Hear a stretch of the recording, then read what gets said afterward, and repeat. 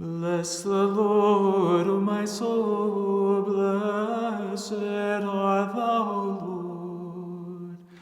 Bless the Lord, O my soul, and all that is within me, bless his holy name.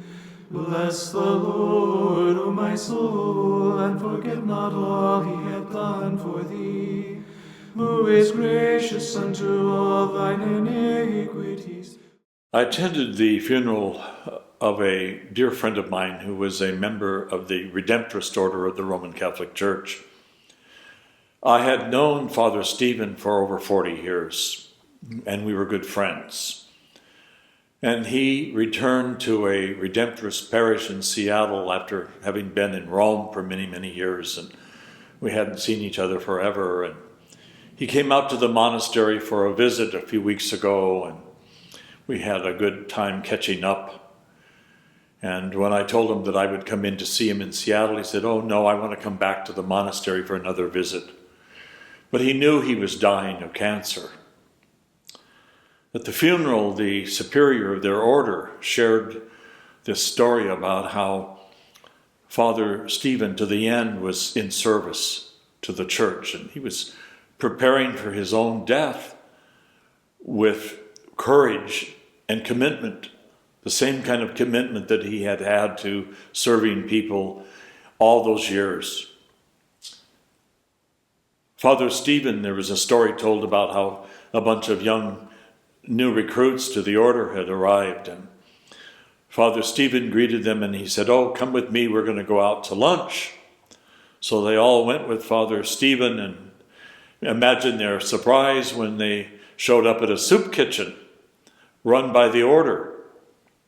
And they were all put to work serving up food to the homeless. That was Father Stephen. That was the way he was. Father Stephen was not afraid of death.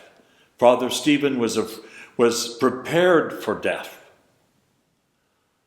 And for a weekday, that large church was packed with people that were showing their respect to this man of God who had served the people of God and street people and the homeless with so much love and charity.